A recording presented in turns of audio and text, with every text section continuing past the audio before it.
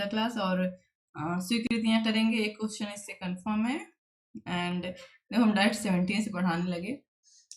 Direct 17 से स्वीकृतियां हैं, लेकिन इंडियन एविडेंस एक्ट में है और इसीलिए हम 17 से पढ़ाने लगे।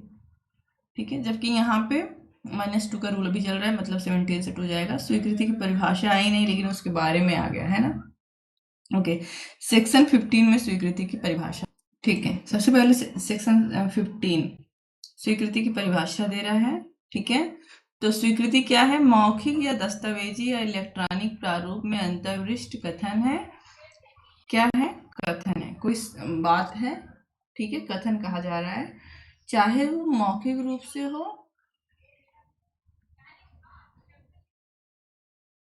चाहे वो दस्तावेज रूप में हो, लिखित रूप में हो, या इलेक्ट्रॉनिक रूप में लिखा हुआ हो। ठीक है,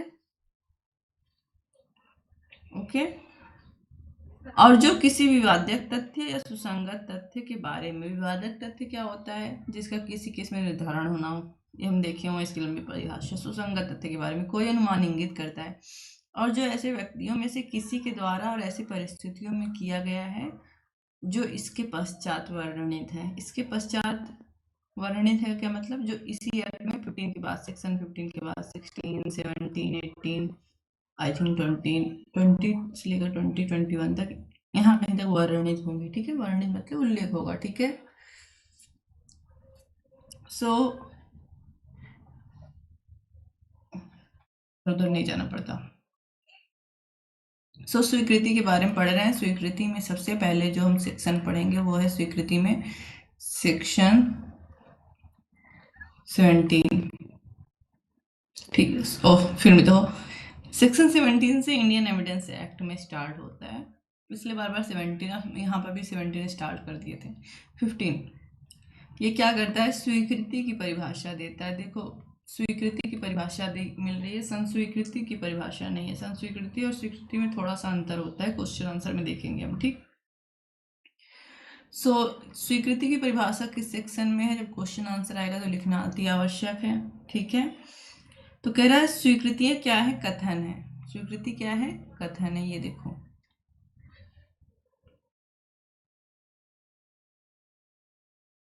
स्वीकृति क्या है? कथन है। दिख रहा है क्या है ये? स्वीकृति कथन है। कैसा कथन है? जो मौखिक भी हो सकता है, अर्थात कोई बोल के कर रहा है, या लिखित हो सकता है, लिखित की जगह दस्तावेज यूज हुआ है। ठीक है, दस्तावेज की भी परिभाषा हमने पढ़ी है, और इलेक्ट्रॉनिक प्रारूप में भी हो सकता है। ठीक है,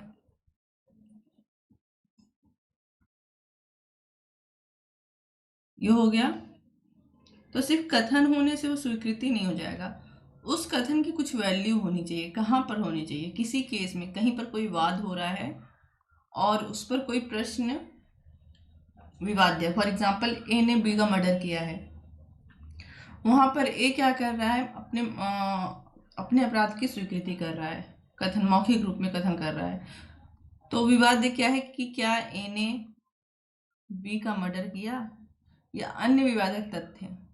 तो यह विवादक तथ्य या सुसंगत तथ्य, इन्हीं दोनों का साक्ष्य दिया जा सकता है। तो इन दोनों से संबंधित, इन दोनों की क्या कर रही हो, इन दोनों के बारे में अनुमान इंगित करने वाला कथन स्वीकृति होगा। ठीक है, अभी भी लेकिन स्वीकृति कंप्लीट नहीं हुई है। क्यों? क्योंकि ये स्वीकृति किसके द्वारा की जाएगी ये भी क्लियर होना चाहिए। तो जो केस चल रहा है, ठीक है,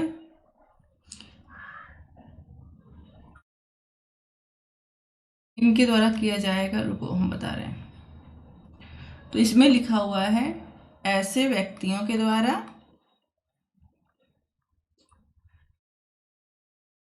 और ऐसी परिस्थितियों में, मतलब कुछ परिस्थितियां हैं वहां पर भी वहां के भी नियम लागू होंगे, किया जाएगा, तब ये कथन क्या होगा? स्वीकृति होगी। अब ये जो ऐसे व्यक्ति, ऐसी परिस्थितियां हैं, इनका पता कहाँ से चलेगा? तो ये बोल रहा है इसी में आगे वर्णित है। ये देखो, इसी में इसके आगे वर्णित किया गया है, अर्थात सेक्शन 15 के बाद 16, 17, 18, 19 etc। ठीक है।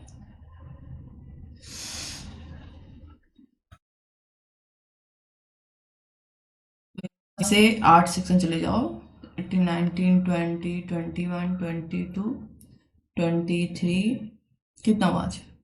आई थिंक 23 तक होना चाहिए, क्योंकि ऐसे कुछ सेक्शन उसमें भी थे। ठीक है, तो अब समझ में नहीं आया हो, एक बार देख लेते हैं। तो स्वीकृतियां क्या है? स्वीकृति कथन होता है। स्वीकृति क्या होता है? कथन होता है, कथन।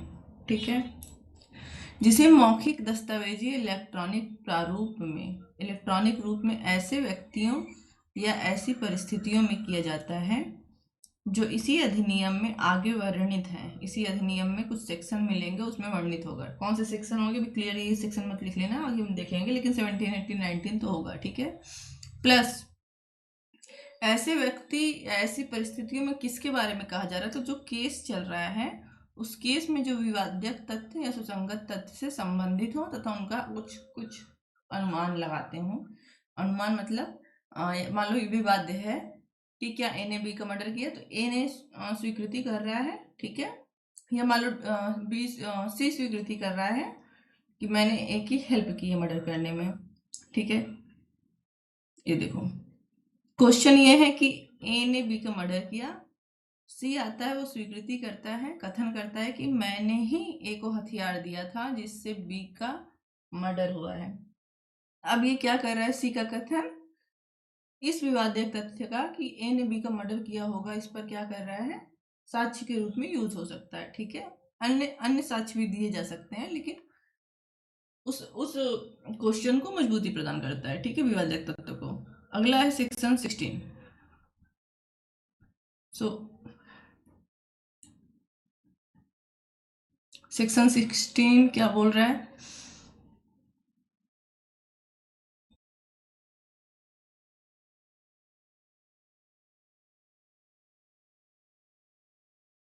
सेक्शन 16 की देखो, इसमें साइड में हेडिंग नहीं दी है क्या? वैसे तो हेडिंग दी रहती है ना सेक्शन के आगे, इसमें नहीं दिख रही, तो कोई बात नहीं। चलो कोई बात नहीं। वे कथन भी स्वीकृतियां हैं।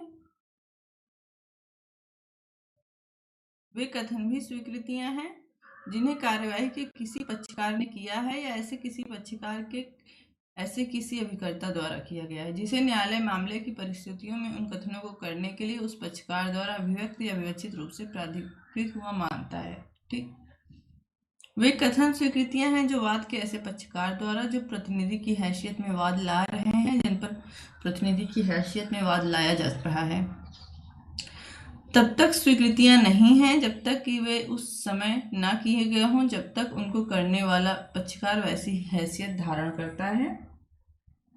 ठीक है, ऐसे व्यक्तियों द्वारा किए गए हैं जिनकी कार्यवाहियों की विषय वस्तु कोई संपत्ति, धन संबंधी हित है और जो इस प्रकार हितबद्ध व्यक्तियों की हैसियत में कथन करते हैं। ऐसे व्यक्ति द्वारा किए गए हैं जिन्हें वाद लाने का पक्षकारों का वाद की विषय वस्तु में अपना हित व्युत्पन्न हुआ है। ठीक, तो सेक्शन 15 में हमने देखा कि स्वीकृति क्या है। सेक्शन 15 में हमने देखा स्वीकृति क्या है। वो कथन है जो किस रूप में हो सकती है? दस्तावेज, मौखिक या इलेक्ट्रॉनिक रूप में, तथा उन व्यक्तियों द्वारा की जाएगी जो सेक्शन 15 के बाद वर्णित किए गए हैं। तो सबसे पहले सेक्शन 15 के बाद जो धारा उल्लिखित है वो है धारा 16, और धारा 16 के अनुसार निम्न व्यक्तियों के कथन जो है स्वीकृतियां हैं। निम्न व्यक्तियों के कथन स्वीकृतियां हैं। ठीक है, निम्न व्यक्तियों के कथन स्वीकृतियां हैं। कौन है ये व्यक्ति? कौन है ये व्यक्ति? देखो, सबसे पहले उस कार्यवाही के जो पक्षकार होंगे, इनकी कथन स्वीकृति होगी। क्यों? क्योंकि भाई कोई अपने खिलाफ तो कोई अपने खिलाफ अगर कुछ बोल रहा है, अपने ही केस में कोई कुछ बोल रहा है, सॉरी, कोई अपने ही केस में कुछ बोल रहा है, तो उसका कुछ ना कुछ वैल्यू होगा। ठीक है, तो पक्षकार द्वारा किया गया कथन ये। ठीक है, फिर पक्षकार का अभिकर्ता वकील अगर वो कोई कथन कर दे रहा है तो वो भी स्वीकृति के रूप में यूज हो सकेगी, ठीक है। लेकिन ऐसे अभिकर्ता को ऐसी स्वीकृति करने के लिए क्या किया हो, उसके पक्षकार ने, जिसका वो वकील है, ऑथोराइज्ड किया हो, ठीक है, अपने मन से नहीं करेगा। मान लो ए है, ए ने बी का मर्डर किया है, इसने, इसका वकील कह रहा है कि सर मेरे ही मुवक्किल ने मर्डर किया है, तब ये स्वीकृति नहीं है जब तक ए ने खुद इसकी सहमति न दी हो, ठीक है। ओके,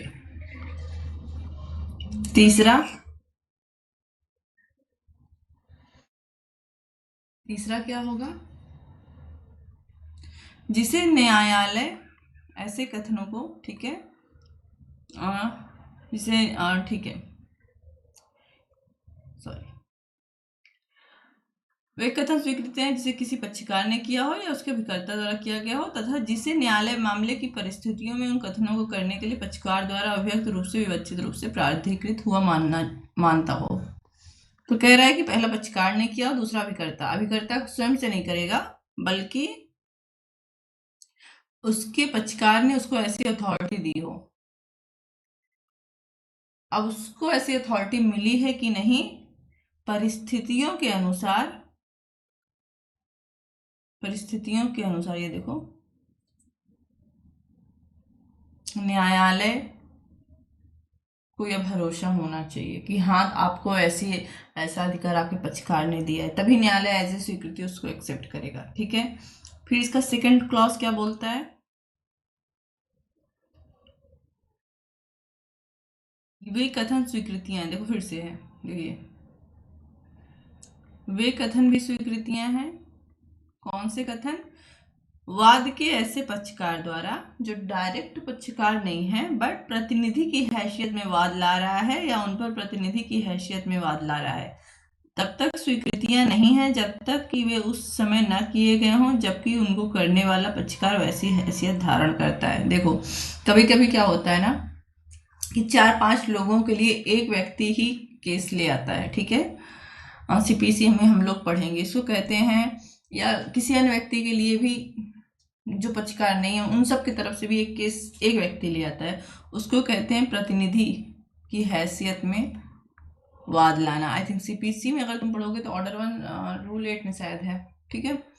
ओके, तो प्रतिनिधि की हैसियत से वो केस ला रहा है सबकी तरफ से, और जब तक उस हैसियत में वो है तब तक अगर वो कोई स्वीकृति कर लेता है किसी पार्ट की, ठीक है, किसी पार्ट की हो सकता है, सारे कई चीज की स्वीकृति कर ले तो स्वीकृति ऐसे साक्ष्य ली जा सकती है। जब वो हैसियत में नहीं रह जाता तब अगर वो स्वीकृति करता है तब उसकी स्वीकृति मान्य नहीं होगी, ठीक है। किसी अन्य व्यक्ति द्वारा, अन्य व्यक्ति तुम थर्ड पार्टी भी समझ सकते हो, ठीक है, इसकी स्वीकृति भी मान्य होगी अन्य व्यक्ति की भी, लेकिन कब, तो जो वाद की विषय वस्तु है जिस पर केस चल रहा है, वाद की विषय वस्तु है,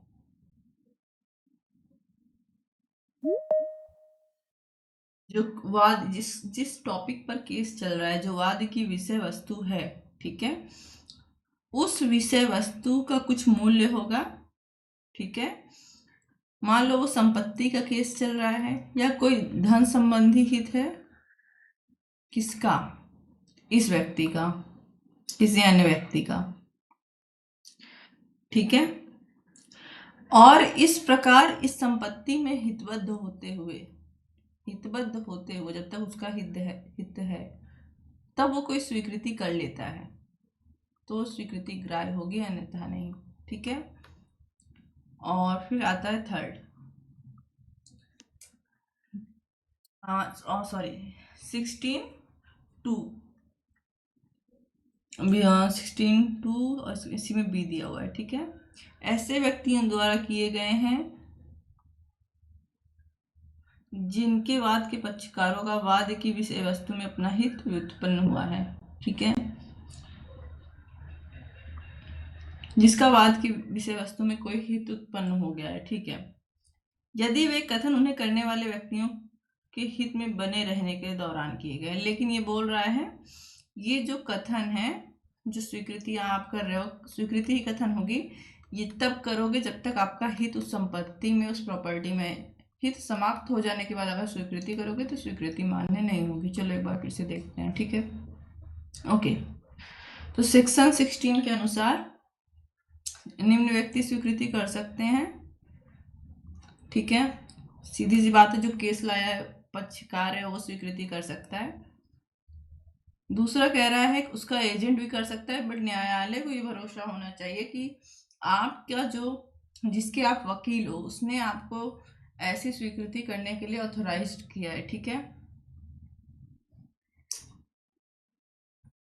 उसके बाद 16(2) बोलता है कि हो सकता है कि आपने प्रतिनिधिक हैसियत में वाद लाया हो, उस हैसियत में आप स्वीकृति कर सकते हो, या जिस विषय वस्तु पर, जिस चीज का केस चल रहा है, ठीक है, मान लो किसी प्रॉपर्टी इत्यादि पे चल रहा है, या जिस चीज पर केस चल रहा है उसमें आपका कोई धन संपत्ति फायदा है, लाभ है, ठीक है।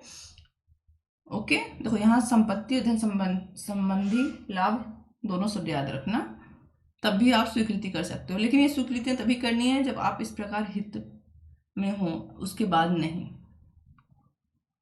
ठीक है। सेक्शन 17 क्या कहता है? उन व्यक्तियों द्वारा स्वीकृतियां जिनकी स्थिति वाद के पक्षकारों के विरुद्ध साबित की जानी चाहिए। वे कथन जो उन व्यक्तियों द्वारा किए गए हैं, 17 की बात हो रही है, जिसको हम गलती से फर्स्ट पढ़ा दिए थे क्योंकि इंडियन एविडेंस एक्ट में 17 फर्स्ट, ठीक है।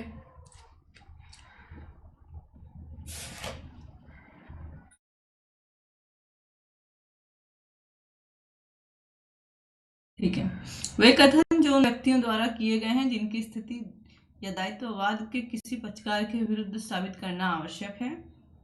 स्वीकृतियां हैं यदि ऐसे कथन ऐसे व्यक्तियों द्वारा या उन पर लाए गए वाद में ऐसी स्थिति या दायित्व के संबंध में ऐसे व्यक्तियों के विरुद्ध सुसंगत है, और यदि वे उस समय पर किए गए हों जबकि उन्हें करने वाला व्यक्ति ऐसी स्थिति ग्रहण किए हुए है या ऐसे दायित्व के अधीन है, ठीक है। इसका एग्जाम्पल बहुत इंपॉर्टेंट है, याद रखना। एग्जाम्पल कहता है बी के लिए किराया ग्रहण करने का दायित्व ए का है, ठीक है। सी द्वारा बी को देय किराया संग्रह न करने के लिए ए पर बी वाद लाता है, ठीक है। ए इस बात से इनकार करता है कि सी से ही को फिर से इसको पढ़ते हैं। बी के लिए किराया संग्रह करने का एक दायित्व बी के लिए ए काम करता है, ठीक है।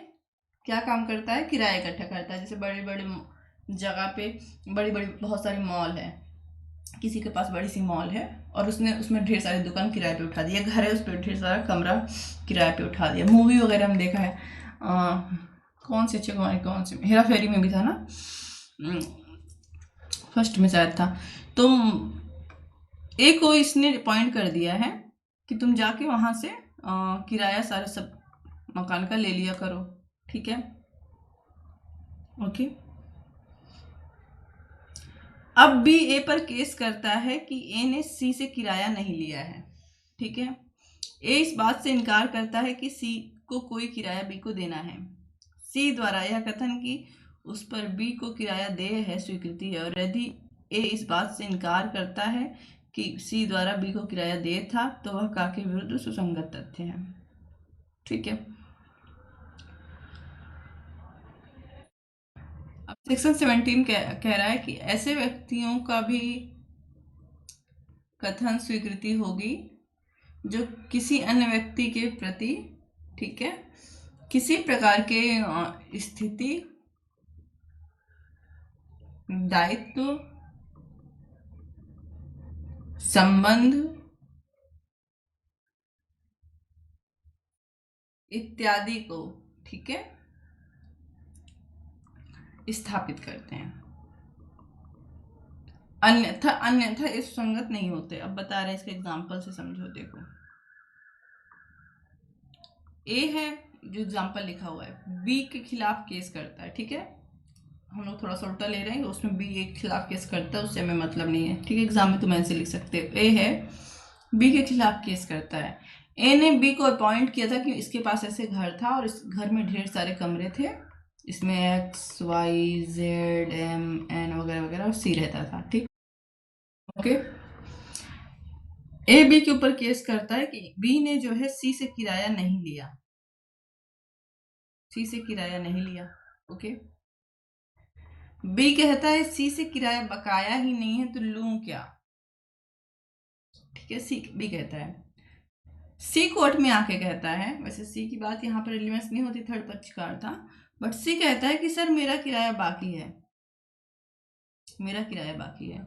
अगर सी यह बात कह दे तो यह बात स्वीकृति होगी और किसके विरुद्ध साबित की जा सकती है, बी के विरुद्ध।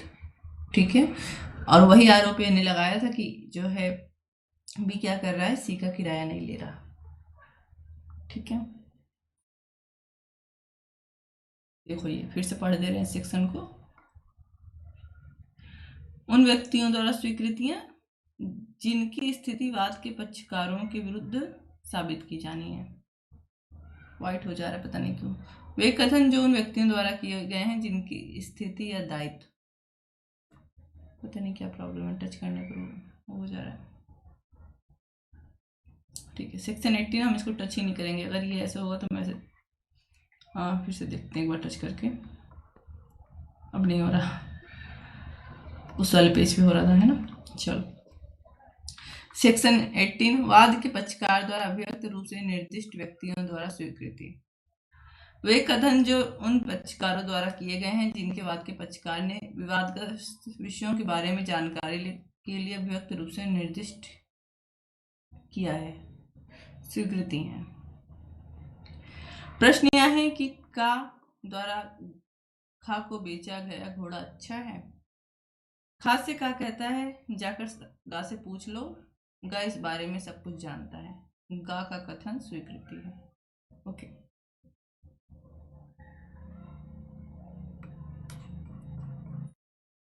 सेक्शन 3 है, सेक्शन 18। इसमें कह रहा है अगर पक्षकार, जो पक्षकार है किसी केस में, ये किसी थर्ड पार्टी को, किसी अन्य व्यक्ति को निर्दिष्ट कर दें किसी प्रकार की स्वीकृति के लिए। ठीक है, अन्य व्यक्ति को निर्दिष्ट कर दें। देखो सेक्शन 16 में हमने पढ़ा था कि पक्षकार या उसके अभिकर्ता को, ठीक है ना। और सेक्शन 18 में हम पढ़ रहे हैं कि पक्षकार जो है किसको निर्दिष्ट कर रहा है, किसी अन्य व्यक्ति को। तो ऐसी स्वीकृति भी मान्य होगी। जैसे फॉर एग्जाम्पल एक केस आया, ठीक है, ए बी है, ये एग्जाम्पल है, ये एग्जाम्पल इंपॉर्टेंट है, अभी जस्ट हमने इसी में नीचे पढ़ा है, केस नहीं है। ठीक है, ए से बी घोड़ा खरीदता है। घोड़ा खरीदने जब जाता है तो ए से पूछता है बताओ घोड़ा कैसा है। अरे घोड़ा ठीक तो है ना, दौड़ दौड़ तो लेता है ना। तो ये कहता है भैया हम पर विश्वास नहीं है तो जाके सी से पूछ लो ना, सी जो बोल देगा वही सच है। ठीक है, ओके। अब मान लो ऐसे कोई केस चल रहा है, ये तो एग्जाम्पल लिखा हुआ था सेक्शन में। अगर तुमको केस से जोड़ना हो, मान लो कोर्ट में न्यायालय ने कहा और इसने कहा कि सर हमने सी से कहा था, तो सी को बुलाया जाएगा फिर, और सी जो बोला होगा उस समय वो बात स्वीकृति में ग्राह्य होगी। ठीक है, चलो अगला सेक्शन। स्वीकृति उन्हें करने वाले, सॉरी हेडिंग पहले देखते हैं। स्वीकृतियों को उन्हें करने वाले व्यक्तियों के विरुद्ध और उनके द्वारा या उनकी ओर से साबित किया जाएगा। अभी तक देखा हमने कि सेक्शन 15 में स्वीकृति की परिभाषा देखी, फिर 16 to 18 देखा कि कौन स्वीकृति कर सकता है। ठीक है, और 19 में हम देख रहे हैं कि स्वीकृति उन्हें करने वाले व्यक्ति के द्वारा या उसके हित प्रतिनिधि के विरुद्ध सुसंगत है और साबित की जा सकेगी। ठीक है, तो जो भी व्यक्ति स्वीकृति करेगा या चाहे उसका हित प्रतिनिधि स्वीकृति करेगा, उनके विरुद्ध साबित होगी। ठीक है, इसीलिए कोई स्वीकृति नहीं करता, किंतु उन्हें करने वाले व्यक्ति द्वारा या उसकी ओर से या उसके हित प्रतिनिधि द्वारा निम्नलिखित अवस्थाओं के सिवाय ये साबित नहीं की जा सकेंगी। अर्थात दो बात कह रहा है सेक्शन 19। पहला कह रहा है कि उनके विरुद्ध साबित होंगी, दूसरा बता रहा है कि कब उनके पक्ष में भी साबित हो सकती हैं।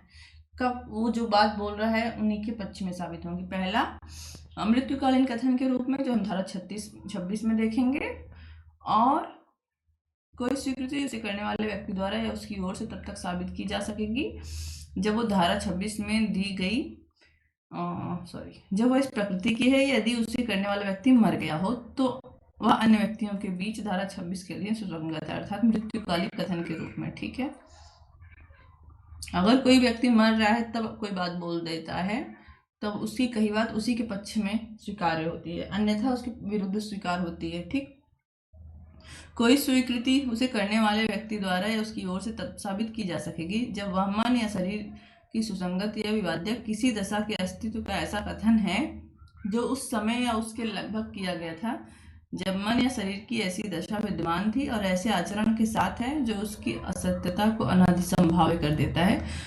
सेक्शन 12, 13, 14 इत्यादि मिला लो यहाँ पे। ठीक है, कोई स्वीकृति उसे करने वाले व्यक्ति द्वारा या उसकी ओर से साबित की जा सकेगी यदि वह स्वीकृति के रूप में नहीं किंतु अन्यथा सुसंगत है। ठीक, इसमें ढेर सारे एग्जाम्पल है, सारे एग्जाम्पल पढ़ लेते हैं, फिर हम तुमको चल के शॉर्ट में बता देते हैं। ठीक है, सबसे पहला एग्जाम्पल, ए और बी के बीच प्रश्न यह है कि अमुक विलेख कूटरचित है कि नहीं। ठीक है, ए बी के बीच केस चल रहा है कि एक विलेख है वो फेक है कि नहीं।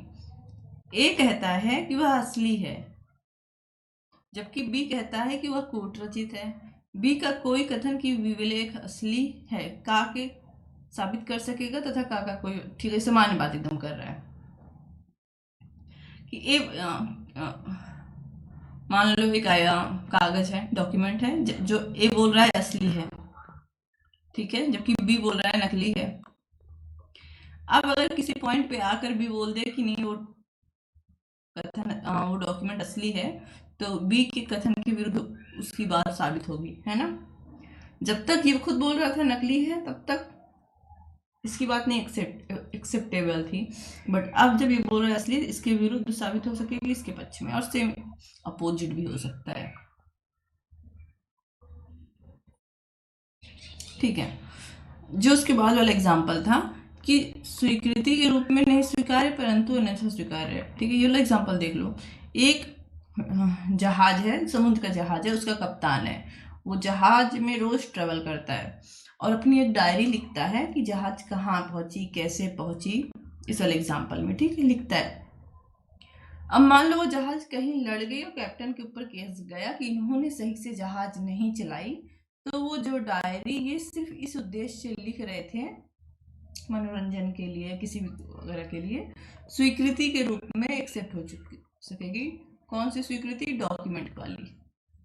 ठीक है, क्या शो करने के लिए? देखो, इनके पक्ष में चाहे जीवित हो या मृत्यु हो, चाहे जिंदा हो चाहे मर गया हो, ठीक है, कप्तान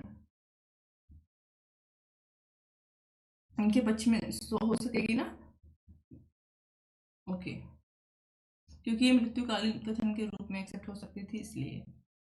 एक कोलकाता में किए गए अपराध का अभियुक्त है, वह अपने द्वारा लिखित और उसी दिन चेन्नई में दिनांकित और उसी दिन का चेन्नई का डाक चिन्ह धारण करने वाला एक पत्र प्रस्तुत करता है। ठीक है, ए पर कलकत्ता में मर्डर का केस है या किसी अपराध का केस है, और जिस मान लो 4 अगस्त 2025 को मर्डर किया है, और वो शो कर रहा है कि उसी दिन 4 अगस्त 2025 को मैं चेन्नई में था।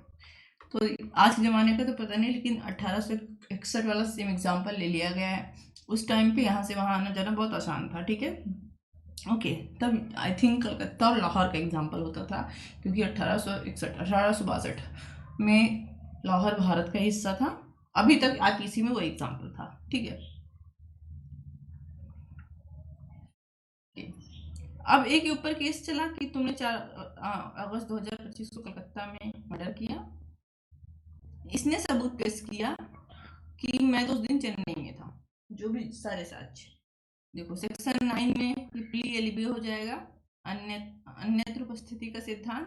ठीक है, और धारा 26 के खंड ख में ये एक्सेप्ट होगा। क्यों? क्योंकि अगर वो उसकी मृत्यु हो जाती तो सेक्शन बी में अधिनियम गायब होता। ठीक, और बाकी दोनों नहीं पढ़ेंगे, अपना पढ़ना तुम लोग, हम कुछ और बता रहे हैं।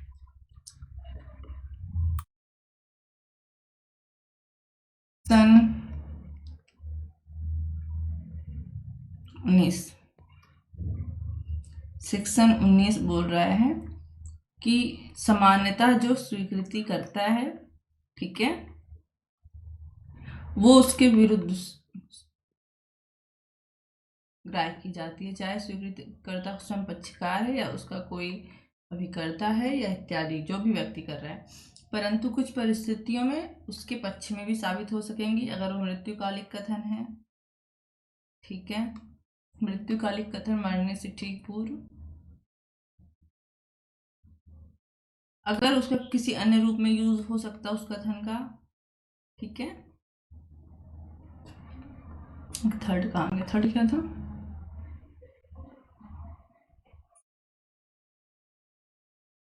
ठीक है, और या उसके मन इत्यादि आचरण इत्यादि को शो करने के लिए वो साबित की जा सकती थी।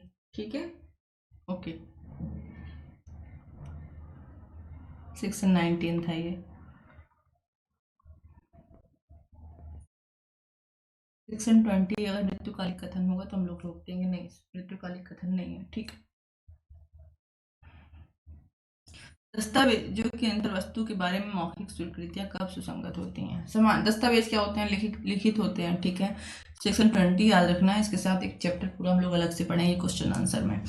दस्तावेज के अंतर वस्तु को कभी भी मौखिक रूप से साबित नहीं किया जाएगा। अगर कोई चीज लिखित में है तो आप उसको लाके लिखित में साबित करो। ठीक है, लेकिन लेकिन अंतर वस्तु दस्तावेज के अंतर वस्तु के बारे में मौखिक स्वीकृतियां तब तक सुसंगत नहीं होती जब तक कि उन्हें साबित करने की प्रस्तावना करने वाला पक्षकार दर्शित न कर दे कि दस्तावेज की अंतर वस्तु का द्वितीयक साक्ष्य देने का वह उसमें पश्चात अंतर्विष्ट नियमों के अधीन हकदार है, या जब तक प्रस्तुत किए गए दस्तावेज का असली होना प्रश्नगत ना हो। ठीक है, तो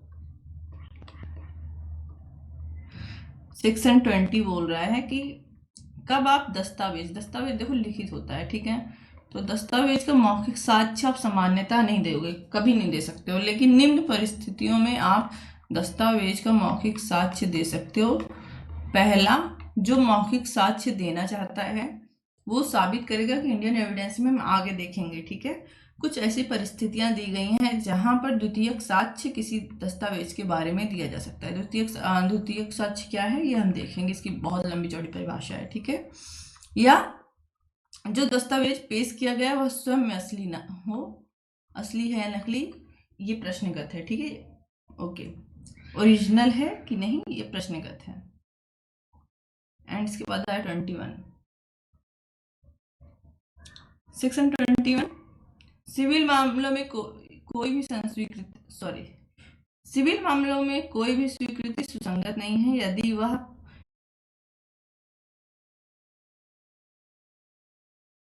में अगर आपने इस बात पर स्वीकृति दी थी, इसको फिर से इसको फिर से कर रहे हैं, नहीं मैंने नहीं पढ़ा। ठीक है, end of course Indian evidence act बहुत दिन हो गया कि चलो इसको मैंने नहीं पढ़ा, नहीं करेंगे। मतलब सेक्शन 21 कह रहा है कि अगर आपने सहमति से कोई स्वीकृति दी है तो स्वीकृति फिर साक्ष्य में ग्राह्य नहीं होगी, यही बोल रहा था ना।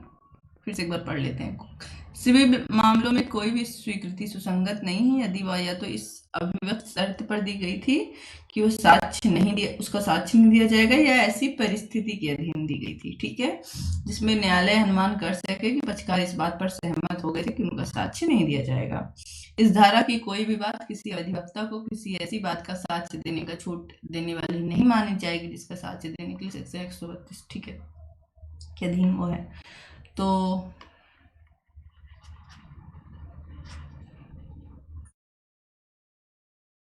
सेक्शन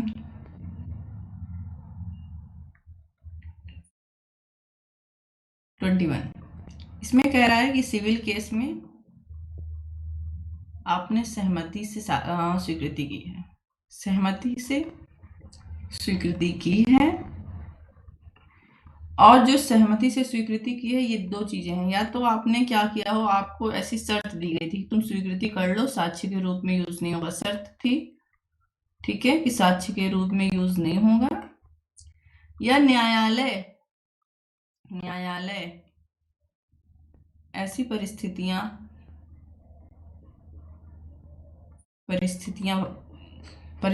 को देखकर ऐसा समझ रहा है कि ऐसी स्वीकृति नहीं, साक्ष्य में ग्राह्य नहीं होगी, ठीक है।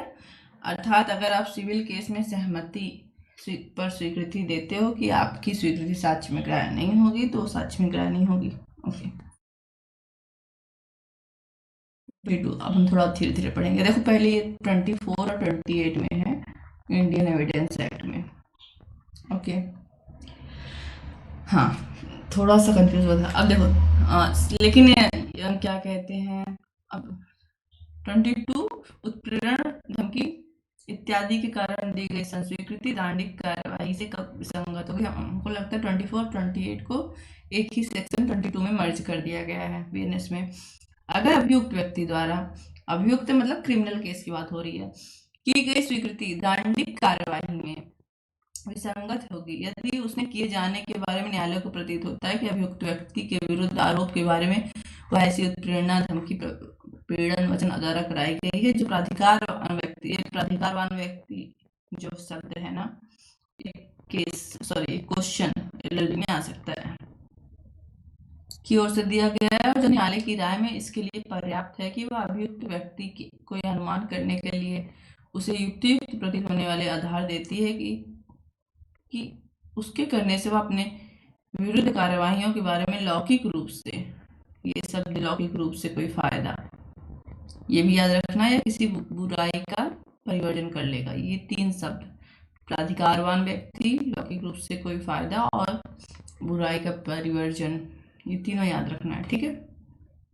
चलो section 22 and 24 and 28 of Indian evidence act,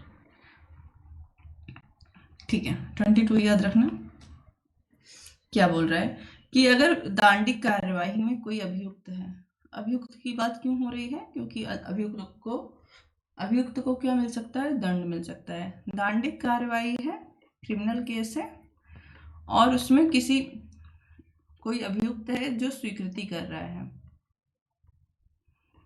ठीक है। और न्यायालय को ये प्रतीत हो रहा है या यह कन्फर्म है कि उसने यह स्वीकृति किसी धमकी के डर में आकर की है, या किसी प्रपीड़न इत्यादि, चार चीजें दी हुई है ना, उन चारों के अंतर्गत किए हैं, प्लस जैसे कि उसको जो है क्या मिल जाएगा, मान लो प्रपीड़न, मान लो कि एक्स ने मर्डर किया है, एक्स पर मर्डर का आरोप है, वाई एक प्राधिकारवान व्यक्ति कहता है अगर तुम स्वीकृति कर लोगे कोर्ट में ना कि तुमने मर्डर किया है, मैं जज साहब से बोल के तुमको छुड़वा दूंगा, ठीक है, ओके, या मैं सजा कम करवा दूंगा। किसने दिया है ऐसा वचन, प्राधिकारवान व्यक्ति ने। प्राधिकारवान व्यक्ति वो होगा जिसकी बात का कोई असर पड़ता हो, ठीक है।